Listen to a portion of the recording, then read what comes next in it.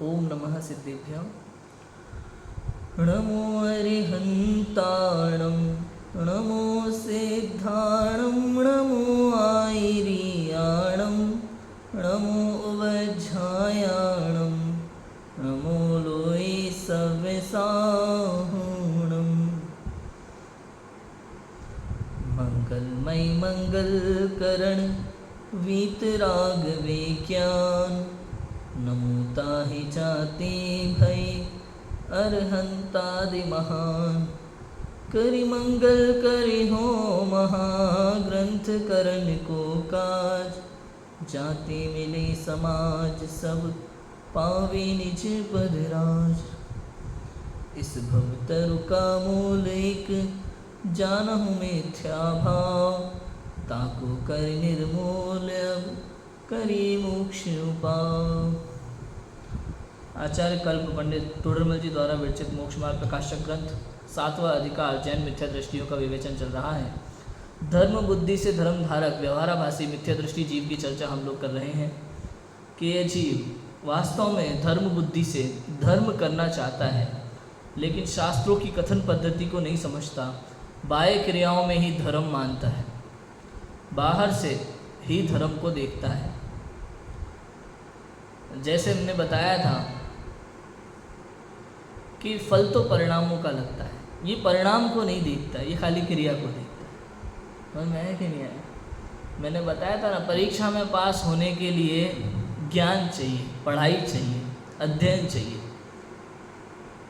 लेकिन ये खाली बाह्य uniform, admit card, pen pencil, जूते मोजे टाई बेल्ट, ये पूरी तैयारी करता है और इसी को परीक्षा की तैयारी समझता है, पढ़ाई पे ध्यान नहीं देता। ऐसा ही होता है ये व्यवहाराभासी मिथ्या दृष्टि जी। बाहर के सारे नियम संयम का पालन करेगा, बाहर की सारी क्रियाओं का पालन करेगा, लेकिन अंदर में आत्मज्ञान नहीं होता, अंदर में आत्मज्ञान से शून्य होता है, किंतु फिर भी स्वयं को धर्मात्मा समझता है। सम्यक दर्शन के अन्यथा स्वरूप की हमने काफ़ी चर्चा की, क्योंकि व्यवहार में भी सम्यक दर्शन ज्ञान चारित्र को ही मोक्ष मार्ग मानते हैं ना। सम्यक दर्शन ज्ञान चारित्राणि मोक्ष मार्ग। अब ये व्यवहार सम्यक दर्शन ज्ञान चारित्र होता है, निश्चय सम्यक दर्शन ज्ञान चारित्र पूर्वक। निश्चय नहीं होता तो व्यवहार भी नहीं होता। आत्मज्ञान के बिना सब मिथ्या दर्शन ज्ञान चारित्र होता है, व्यवहार सम्यक दर्शन ज्ञान चारित्र होता नहीं। एक समय का आत्मानुभव हुआ, वो काल तो है निश्चय सम्यक दर्शन ज्ञान चारित्र का, और जब वापस सविकल्प दशा होती है तब जो बाहर में जितनी भी क्रियाएं होती हैं वो सब व्यवहार सम्यक दर्शन ज्ञान चारित्र। लेकिन आत्मानुभव के पहले का सारा ज्ञान मिथ्या ज्ञान है, सारा दर्शन मिथ्या दर्शन है, सारा चारित्र मिथ्या चारित्र। आत्मानुभव के बिना सब मिथ्या है। समझ में आया कि नहीं आया? तो बाहरी क्रियाओं से आप धर्मात्मा हो सकते नहीं। कुल मिला के बात ये समझ में आया कि नहीं आया? ऐसा होता है। सम्यक दर्शन की भली बात ही चर्चा हमने की। सम्यक दर्शन के लिए कुछ लोग देवसास गुरु का यथार्थ श्रद्धांत सम्यक दर्शन मानते हैं, 7 तत्वों का यथार्थ श्रद्धांत सम्यक दर्शन मानते हैं, और सच्ची बात है, होना ही चाहिए। सम्यक दर्शन होगा ही नहीं इसके बिना। लेकिन वो देवसास गुरु का यथार्थ श्रद्धांत क्या होता है ये नहीं जानते। बाहर से देवसास गुरु के स्वरूप को समझ लिया तो अपने आप को सम्यक दृष्टि मानने लगते हैं, सच्चे स्वरूप को नहीं समझते। 7 तत्व को पढ़ लिया, शास्त्र में जैसा लिखा है वैसा समझ लिया, लेकिन उसका गहन अध्ययन नहीं किया, उसके भाव को नहीं समझा। समझ में आएगा? तो वहाँ भूलें हो जाती है। 7 तत्व की क्या भूल होती है वो हमें पंडित जी ने समझाई है। सम्यक ज्ञान का अन्यथा स्वरूप हमारा प्रकरण हमने कल प्रारंभ किया था, जिसकी हमें चर्चा करनी है कि शास्त्र में सम्यक ज्ञान के अर्थ, शास्त्राभ्यास करने से सम्यक ज्ञान होना का है। भाई सम्यक ज्ञान की प्राप्ति अगर आपको करनी है ना, तो आपको शास्त्राभ्यास करना चाहिए, ये शास्त्र में लिखा है। और बिल्कुल सही बात है, एकदम सही बात है। भाई शास्त्र नहीं पढ़ोगे तब तक आपको वस्तु स्वरूप समझ में नहीं आएगा, तत्व चिंतन नहीं होगा तो भेद विज्ञान नहीं होगा, भेद विज्ञान नहीं होगा तो सम्यक ज्ञान होगा। ये बहुत स्थूल कथन है। अब बताओ, शास्त्र पढ़ने से सम्यक ज्ञान का क्या संबंध हुआ? देखा जाए तो ये बहुत दूर का संबंध है, क्योंकि सम्यक ज्ञान के लिए चाहिए आत्मज्ञान। आत्मज्ञान के बिना सम्यक ज्ञान नहीं होता, और शास्त्र ज्ञान से आत्मज्ञान होता। शास्त्र अलग चीज़ है, आत्मा अलग चीज़ है। शास्त्र पुद्गल है, आत्मा जीव द्रव्य है, दोनों भिन्न भिन्न है। एक द्रव्य दूसरे द्रव्य का करता नहीं है, लेकिन फिर भी यहाँ लिखा है शास्त्र में सम्यक ज्ञान के अर्थ शास्त्राभ्यास करने से सम्यक ज्ञान होना निमित्त नैमित्तिक संबंध है। पता है तत्वार्थ सूत्र में 2 प्रकार से सम्यक दर्शन होना कहा है, निसर्गज और अधिगमज। तन निसर्गाद अधिगमात्वा तत्वार्थ सूत्र का तीसरा सूत्र है। दूसरा सूत्र ना तत्वार्थ श्रद्धानम सम्यक दर्शनम। तो पूछा किसी ने भाई ये सम्यक दर्शन कैसे होता है, कि तन निसर्गाद अधिगमात्वा, ये वह सम्यक दर्शन 2 प्रकार से होता है, निसर्गज और अधिगमज। निसर्गज माने स्वभाव से, स्वभाव से होता है, अपने आप होता है, आत्मलीनता पूर्वक होता है, आत्मज्ञान पूर्वक होता है। और दूसरा अधिगमज, परोपदेश से, देव सास गुरु के निमित्त से, जिनवाणी के उपदेश से, तत्वज्ञान से। फिर उन्होंने कहा इन दोनों में अविनाभाव संबंध होता है। ऐसा नहीं है, कभी भी ऐसा नहीं होता कि खाली स्वभाव को सम्यक दर्शन मान लिया जाए या खाली परोपदेश को मान लिया जाए, क्योंकि जब जब पर का उपदेश होगा, देव सास गुरु का निमित्त मिलेगा, तब भी आत्मज्ञान होगा ही होगा। आत्मज्ञान के बिना तो भी सम्यक दर्शन होता नहीं। तो निसर्गच्छ तो तब भी है, होता तो स्वभाव के आश्रय से ही है। और कहा जब जब स्वभाव के आश्रय से होता है उसमें कभी ना कभी निमित्त मिलेगा ही मिलेगा। आज भले तुम्हें सामने गुरु का उपदेश नहीं है, लेकिन किसी भी तरह के जाति स्मरण से, किसी भी निमित्त से आपको पूर्व शास्त्र का ज्ञान याद आ जाएगा। कभी ना कभी पूर्व भाव में आपने जिनवाणी पढ़ी है तो वो बात आपको याद आ जाएगी। तो उपदेश तो उसमें शामिल है। तो इसलिए कहा दोनों प्रकार का होता है और अविनाभाव संबंध है दोनों में। जब भी होगा दोनों प्रकार से होगा, एक से नहीं होगा कभी भी। उपदेश दिया ना, हाँ एक ही चीज है, दोनों चीज एक साथ हैं। हाँ, तो अलग अलग नहीं हुए ना, 2 प्रकार कहाँ होगा? प्रकार 2 प्रकार से कथन हुआ ना, कथन हुआ ना, 2 प्रकार से कथन होता है ना, समझाने की शैली एक कथन है। मोक्ष मार्ग, अभी कोई कहे कि निश्चय मोक्ष मार्ग, अरे भाई निश्चय मोक्ष मार्ग तो एक ही प्रकार का होता है। निश्चय मार्ग, मोक्ष मार्ग, व्यवहार मोक्ष मार्ग कुछ नहीं होता। कुछ लोग ऐसा मानते हैं संसार में।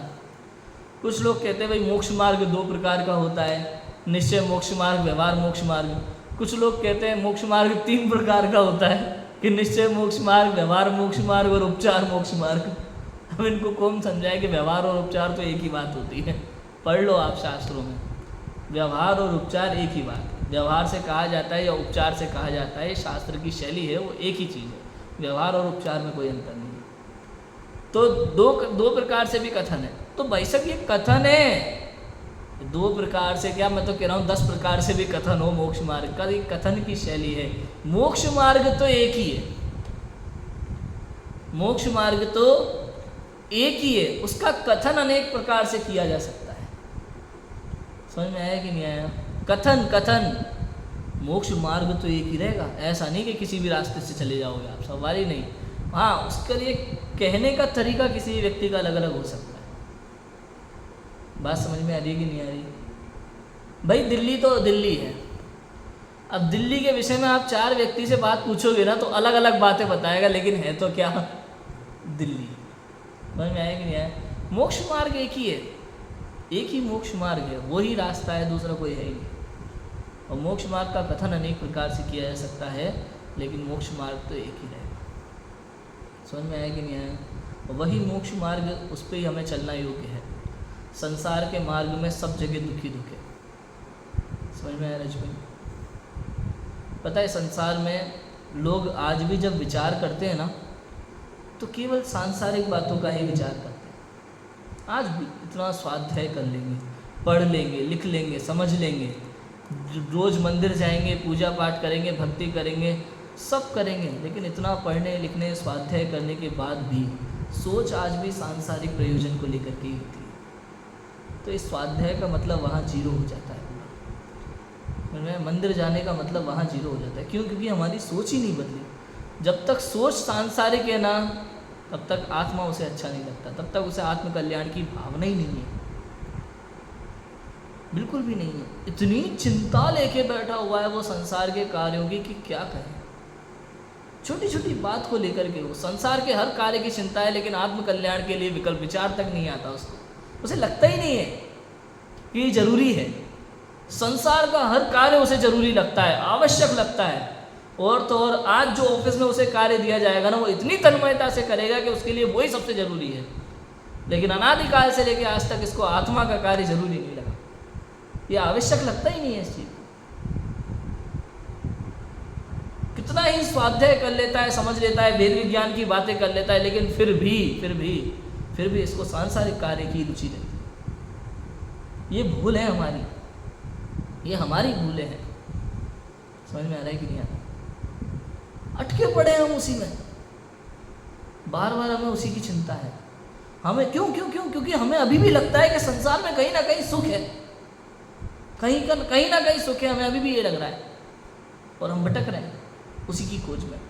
पढ़ते रहते हैं भव वन में जी भर घूम चुका, कड़कड़ को जी भर भर देखा, मृग समृग तृष्णा के पीछे मुझको न मिली सुख की रेखा। और खूब इन लाइनों पे प्रवचन भी कर लेंगे, स्वाध्याय भी सब कर लेंगे, फिर भी उसको सांसारिक सुख की खोज है।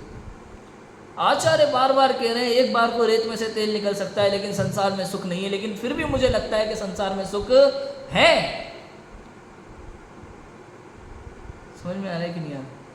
वहां लिखा है कि जो संसार विषय सुख हो तो तीर्थंकर क्यों त्यागे, काहे को शिव साधन करते संयम सो अनुरागे।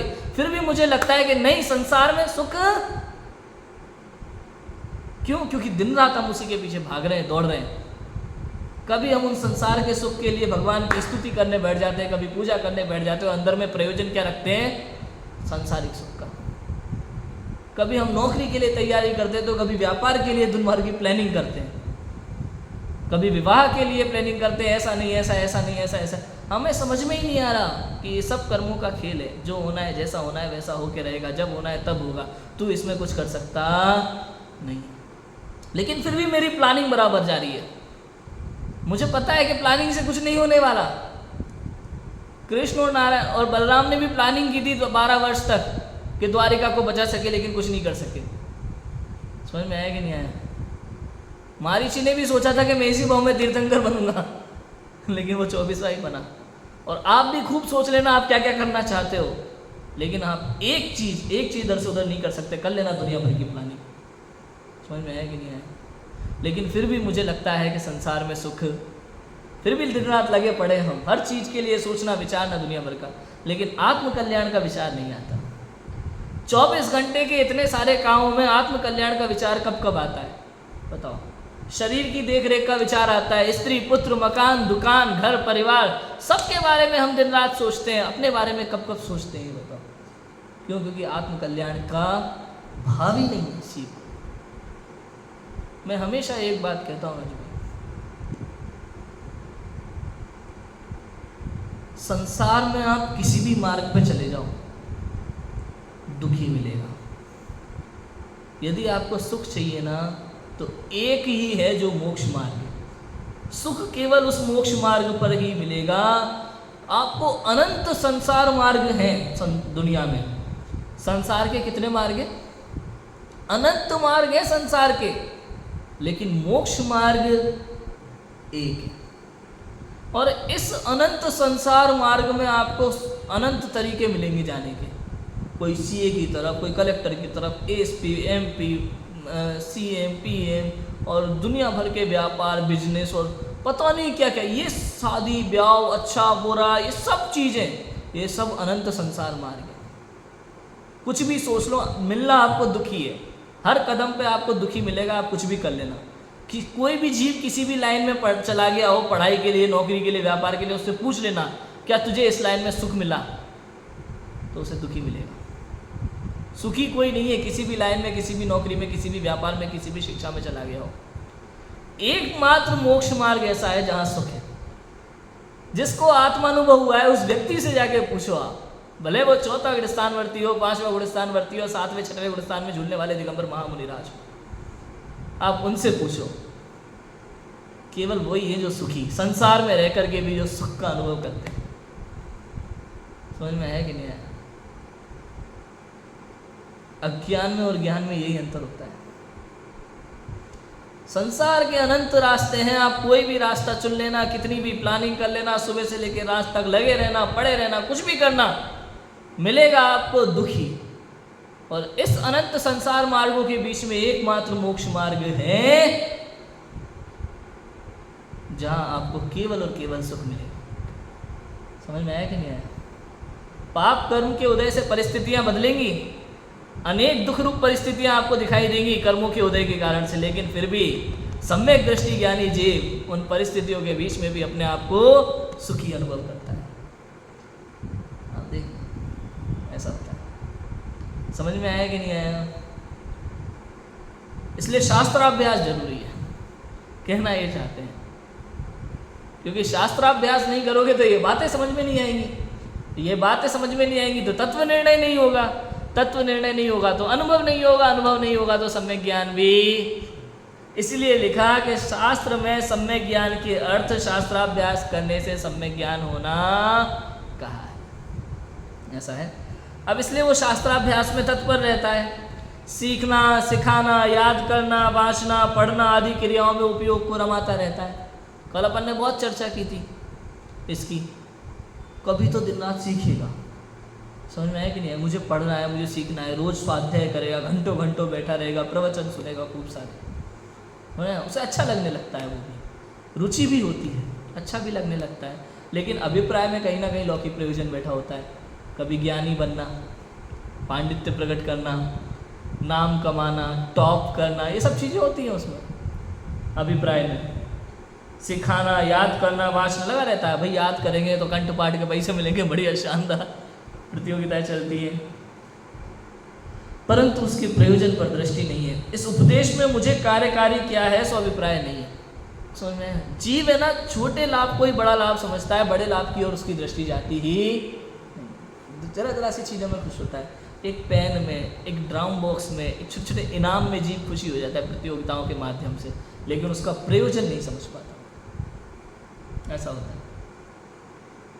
शास्त्राभ्यास करके औरों को संबोधन देने का अभिप्राय रखता है, और बहुत से जीव उपदेश माने वहाँ संतुष्ट होता है, और नहीं माने तो विषाद करता है ना? दूसरों को उपदेश देकर के संतुष्ट होना चाहता है, अपने आप को ज्ञानी मानना चाहता है। कोई हमारी बात माने तो खुश हो जाता है, और नहीं माने तो दुखी हो जाता है। जबकि ये तो आत्मकल्याण के लिए बात थी भैया, कोई माने नहीं माने उससे हमें रत्ती भर फर्क पड़ता नहीं। समझ में आएगा? ये जिनवाणी है, ये साक्षात तीर्थंकर देव की वाणी है, वीतराग सर्वज्ञ परमात्मा की वाणी है। महापुण्य के उदय से ये मुझे प्राप्त हुई है, मैंने इसका अध्ययन किया है, अपने लिए किया है। ये तो मेरा अवसर है कि मुझे सुनाने का भी अवसर प्राप्त हुआ है, मेरा सौभाग्य है। हर उस व्यक्ति का महापुण्य का उदय है जो बैठ करके जिनवाणी पढ़ने का जिसको सौभाग्य प्राप्त होता है, पढ़ने का, सुनाने का जिसको अवसर प्राप्त हुआ है। ये महापुण्यशाली जीव होते हैं ऐसे। समझ में आया कि नहीं आया?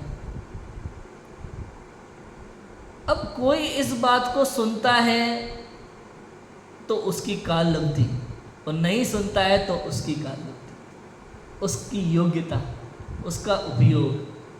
समझ में आया कि नहीं? इसमें मेरा कुछ भी नहीं। अब कोई मेरी बात को, मेरी बात को कैसे कह सकते हैं हम भाई? ये कौन है? ये जिनवाणी की बात है, वीतराग सर्वज्ञ भगवान की बात है, तीर्थंकर की वाणी है। मैं कोई अपने मन से कुछ कहने वाला नहीं हूँ। अब इस वाणी को जो मुझे कहने का अवसर प्राप्त हुआ है,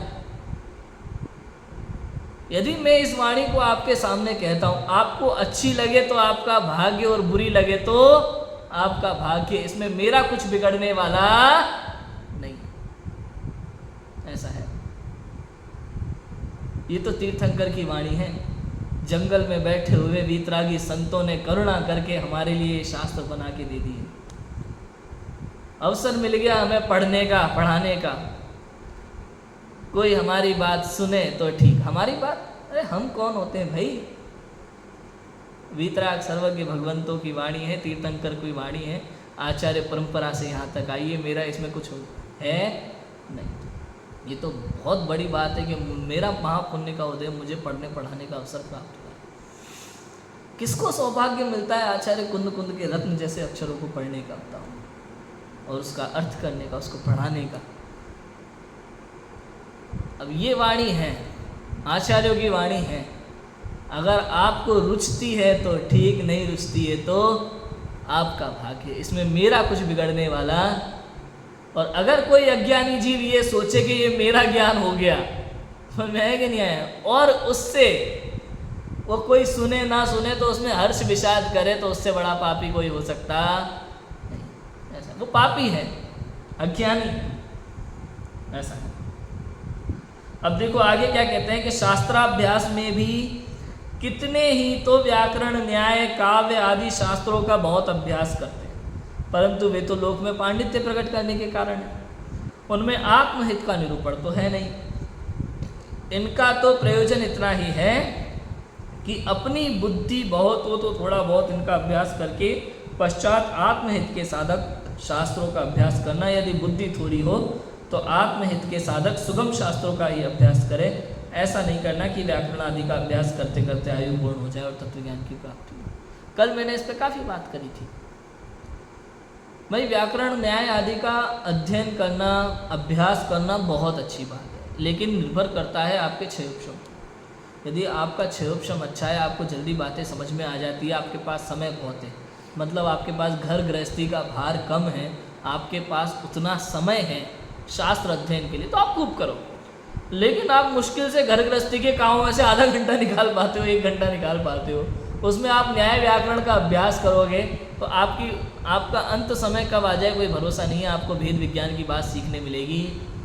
भाई व्याकरण न्याय का अभ्यास इसलिए किया जाता है ताकि आप शास्त्र की बात को समझ सकें, लेकिन आप व्याकरण न्याय का अभ्यास में इतने उलझ गए कि शास्त्र पढ़ने का ही समय नहीं मिल रहा, तो उससे क्या फायदा। तो इसलिए सबसे पहले तो आत्म कल्याण की बात जहाँ से सीखने मिले वहाँ से सीखो।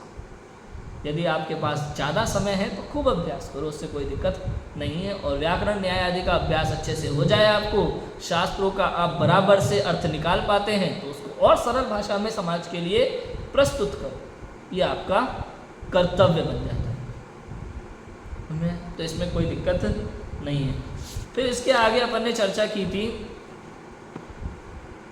कि भाई प्रश्न उठाया किसी ने कि महान ग्रंथ ऐसे बनाए क्यों जिनके व्याकरण आदि के बिना अर्थ न खुले, भाषा द्वारा सुगम रूप हितोपदेश क्यों नहीं लिखा, उनके कुछ प्रयोजन तो था नहीं।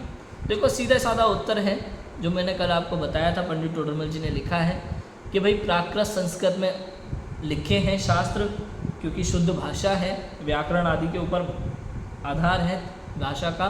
यदि व्याकरण बिल्कुल सेम टू सेम है, क्षेत्र कोई भी हो, काल कोई भी हो, व्याकरण वैसी की वैसी है, तो यदि व्याकरण के अनुसार शुद्ध भाषा में शास्त्र बनाए गए हैं जिसमें इधर उधर की भाषा ना मिलाई गई हो, एक ही भाषा उसके व्याकरण न्याय के अनुसार बनाई गई है, तो वो किसी भी क्षेत्र में किसी भी काल में कोई भी व्यक्ति उस व्याकरण का अभ्यास करके उस भाषा को समझ सकता है और उसका सही अर्थ कर सकता है। इसलिए इस प्रकार से शास्त्र बनाए गए। फिर लिखा कि भाई व्याकरण के बिना शब्द का अर्थ यथावत भाषित नहीं होता, वैसा का वैसा अर्थ भाषित नहीं होगा। न्याय के बिना लक्षण परीक्षा आदि यथावत नहीं हो सकते इत्यादि। वचन द्वारा वस्तु के स्वरूप का निर्णय व्याकरण आदि बिना भली भांति ना होता जानकर उनकी आमनाएं अनुसार कथन किया है। भाषा में भी उनकी थोड़ी बहुत आमनाएं आने पर ही उपदेश हो सकता है, परंतु उनकी बहुत आमनाएं आने से भली भांति निर्णय हो सकता है। देखो क्या लिखा कि व्याकरण के बिना शब्द का अर्थ यथावत भाषित नहीं होता, इसलिए व्याकरण का आना बहुत जरूरी है। कहा कोई भी, इसीलिए तो कहा स्वाध्याय करने से पहले, पता है अपने जैन धर्म में अध्ययन से ज़्यादा सुनने का महत्व है। सुनने का, पढ़ने से ज़्यादा सुनने का महत्व। देशना लब्धि है 5 लब्धियों में भी, पढ़ने की कोई लब्धि नहीं है, देशना की बात है। सुनो, प्रवचन सुनो, क्योंकि जो प्रवचन कर रहा है या जो पढ़ा रहा है, जो शिक्षक है, उसको वो चीज़ पता होती है। इसलिए आप खुद से पढ़ोगे तो कुछ का कुछ अर्थ समझ सकते हो, इसलिए एक पढ़ाने वाला होना जरूरी है, गुरु का होना अत्यंत आवश्यक है। इसलिए लिखा तो व्याकरण के बिना शब्द का यथावत अर्थ भाषित नहीं होता। भाई वहाँ पे जो शब्द में हलंत लगा है तो उस हलंत से उसका मीनिंग क्या होना चाहिए। यहाँ पे हलंत लगाया तो क्यों लगाया, यहाँ पे विसर्ग लगाया तो इसके पीछे कारण क्या है, समझ में है कि नहीं आया। इस शब्द का क्या अर्थ है, उसमें भी कई तरीके से देखा जाता है। ग्रामर को खोल करके, व्याकरण को खोल करके इस शब्द के कितने अर्थ मिलते हैं, ये अर्थ किस दृष्टि से लिया गया है, यहाँ पे जो धातु का प्रयोग है इस धातु से क्या शब्द बनता है, ये प्रत्यय जो लगाया इस प्रत्यय का क्या मतलब बैठेगा। कई तरीकों से वहाँ विचार किया जाता है, तब जाकर के एक अर्थ निकल के आता है सही। कि यहाँ बात किसकी चल रही है, यहाँ जो शब्द लिया है इस शब्द का शब्दार्थ क्या निकलेगा, धातु प्रत्यय इत्यादि के पूरे हिसाब से। जैन दर्शन की बात है तो जैन दर्शन में इसका क्या अर्थ निकलेगा, तो उस तरीके से विचार करना पड़ता है। समझ में आया? तो ऐसा होता है। न्याय के बिना लक्षण परीक्षा आदि यथावत नहीं हो सकते। न्याय के भी ग्रंथ होते हैं, ये है तो ये नहीं है, ये है तो ये नहीं है, इस प्रकार के न्याय होते हैं कि तर्क, प्रमाण, युक्ति का अवलंबन, ये सब चीज़ें अर्थ निकालने में काम आती हैं।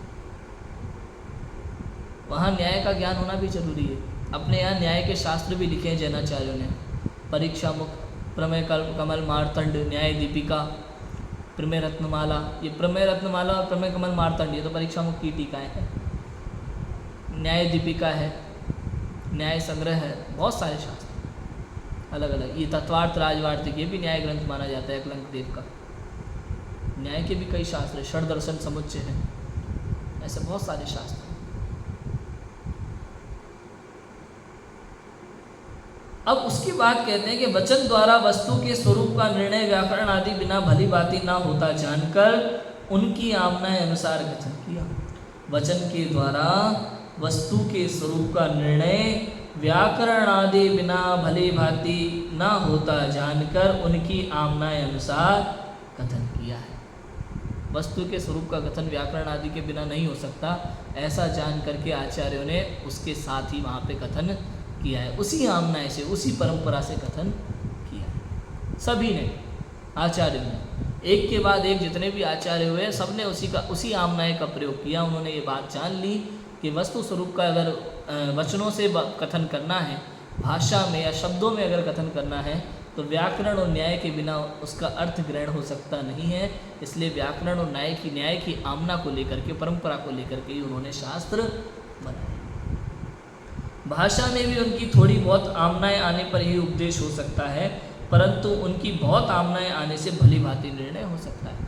इसके बाद में जो भाषा रूप ग्रंथ रचे, जैसे पंडित टोडरमल जी ने मोक्ष मार्ग प्रकाशक लिखा, अन्य लोगों ने ग्रंथ लिखे, बनारसी दास जी ने लिखे और दूसरे विद्वानों ने लिखे, दीपचंद जी कासलीवाल ने लिखे ना, इन्होंने जो ग्रंथ लिखे उस भाषा ग्रंथ लिखे, वर्तमान की भाषा में हमें ग्रंथ लिखे। दादा ने किताबें लिखी इतनी सारी, है ना, विद्वानों ने जो ग्रंथ लिखे, किताबें लिखी, भाषा में भी, वर्तमान भाषा में, उसमें भी थोड़ी बहुत आमनाएं आने पर ही उपदेश हो सकता है। मतलब शास्त्रों की जो परंपरा है, व्याकरण न्याय की जो परंपरा है, उस परंपरा के आधार से ही भाषा में भी लिखा जा सकता है। उसके बिना, और अगर बहुत आमनाएं आती है तो बहुत अच्छा अर्थ निकलता है, वरना देखो सिंपल करना है। मेन बात तो ये है कि आपको सिंपल देना है लोगों को, कठिन शब्दों में बना करके नहीं देना, क्योंकि कठिन शब्दों में बना के दिया है तो आपकी मेहनत बेकार है, क्योंकि पहले से ही था फिर आपने क्यों कर दिया और दूसरा, समझ में आया कि नहीं आया?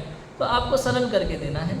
अब उसमें ये बात का ध्यान रखना है कि वहाँ जो शब्द आ रहे थे परंपरा से, उन शब्दों को वैसा का वैसा कहीं शास्त्रों में लिया जाए। समझ में आया कि नहीं? अब जैसे जैन शास्त्र है, जैन शास्त्र में आप जो शब्द देखोगे ना, ये शब्द वही शास्त्रों की शैली है, कथन पद्धति है। तो कई सारे शब्द हैं, व्यवहाराभासी, निश्चयाभासी, ये सारे प्रकरण, ये क्या है? ये शास्त्रों के शब्द हैं। उन्हीं शब्दों का प्रयोग, उन्हीं आमनाओं का प्रयोग किया। इससे पता चलता है ये परंपरा वही है और अर्थ जल्दी ग्रहण होता है। बात समझ में आ रही कि नहीं आ रही? अविनाभाव संबंध है, अस्तिकाय है, या जितने भी शब्द आते हैं, है ना, अध्यवसाय शब्द आता है समय साल में भ्रम के लिए, लेकिन उस परंपरा को उन्होंने लेकर के हिंदी में भी, भाषा में भी जो ग्रंथ लिखे वो उसी परंपरा को लेकर के लिखा, और आवश्यकता पड़ने पर फुट नोट में या ब्रैकेट में उसका वर्तमान का मीनिंग भी दिया। समझ में आया कि नहीं आया? तो उस तरीके से उसको आगे बढ़ाया जाता है। फिर कहोगे कि ऐसा है तो भाषा रूप ग्रंथ बनाते ही क्यों? किस लिए बनाते हो आप भाषा रूप ग्रंथ? देखो, काल दोष से जीवों की मंद बुद्धि जानकर किन्हीं जीवों की जितना ज्ञान होगा उतना ही होगा, ऐसा अभिप्राय विचार कर ग्रंथ रचते हैं। इसलिए जो जीव व्याकरण आदि का अभ्यास ना कर सके, उन्हें ऐसे ग्रंथों द्वारा ही अभ्यास करना चाहिए। समझ में? काल दोष है, अवसर्पणी का काल चल रहा है, धीरे धीरे बुद्धि मंद होती जा रही है, बहुत कम चीज़ें याद रह पाती है। अधिकतर लोग व्याकरण न्याय आदि का अभ्यास कर सकते नहीं, कितना पढ़ेंगे यार, कितना पढ़ेंगे आप सोचो। स्कूल में शिक्षक जो है एक विषय को पढ़ाता है, लेकिन बच्चों को 6 पढ़ने पड़ते हैं। आप देखो समझ में आया कि नहीं आया। और सबको ऐसा लगता है कि बच्चे फ्री बैठे हैं, पहले टीचर आएंगे अपना विषय याद करने। तुम लोगों को करना ही क्या होता है तुम्हारे पास काम ही क्या है, ये याद करके लाना।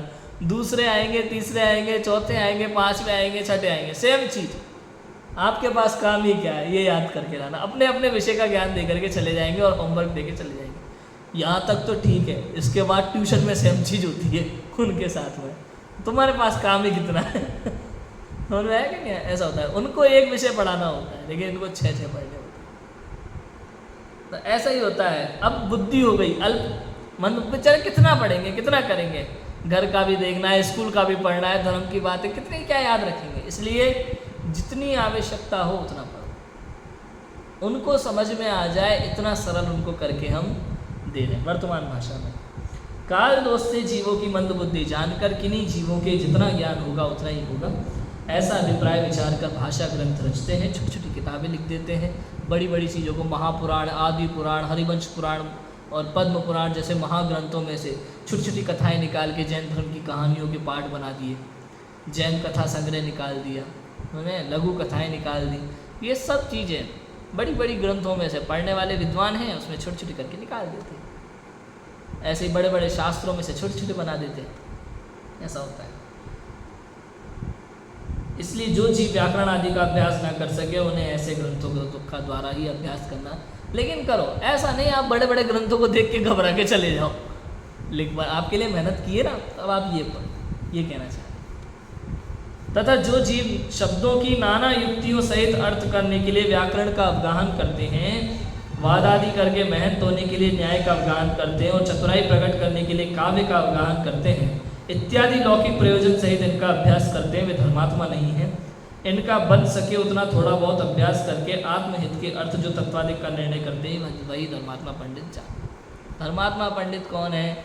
जो ज़्यादा व्याकरण न्याय में ना उलझे, अपना पांडित्य प्रकट ना करे, केवल और केवल आत्म कल्याण की बात करे, वो धर्मात्मा पंडित है। समझ में आया कि नहीं? आत्म कल्याण की बात भी चीख चीख के ना सुनाए दुनिया को, अपना कल्याण करे और आवश्यकता पड़ने पर जहाँ उसको अवसर मिले वहाँ सुना दे, कोई दिक्कत नहीं। लेकिन प्रयोजन केवल आत्म कल्याण का होना चाहिए। ये जो पंडित जी होते हैं ना, ये जो विद्वान होते हैं, सच्चे पंडित और सच्चे धर्मात्मा, सच्चे विद्वान तो वही हैं जो स्वयं आत्म कल्याण के लिए शास्त्रों का अभ्यास करते हैं। जिन मंदिर भी आत्म कल्याण की भावना से जाते हैं, दिगंबर मुनिराज के चरणों में आत्म कल्याण की भावना लेकर विराजते हैं, आत्म कल्याण की भावना से दिगंबर मुनिराज का उपदेश सुनना चाहते हैं, वही सच्चे पंडित, सच्चे विद्वान, सच्चे धर्मात्मा हो सकते हैं। और जो कोई पुरुष मिले या कोई बात किसी को कहने का अवसर हो, तो वो भी आत्म कल्याण की भावना से आत्म कल्याण की बात ही कहते हैं। जहाँ लौकिक प्रयोजन के लिए उपदेश दिया जाए वो सच्चा धर्मात्मा हो सकता नहीं। समझ में आया कि नहीं आया? क्योंकि संसार में तो सुख है ही नहीं ना, सुख तो आत्मा में है। जब कोई सच्चे सुख की बात करे, जब कोई सुख पाने की बात करे, तो मंदिर के नाम पे, शास्त्र के अभ्यास के नाम पे अपने आप का पंडित्य प्रकट करके कोई किसी को भटका ना दे।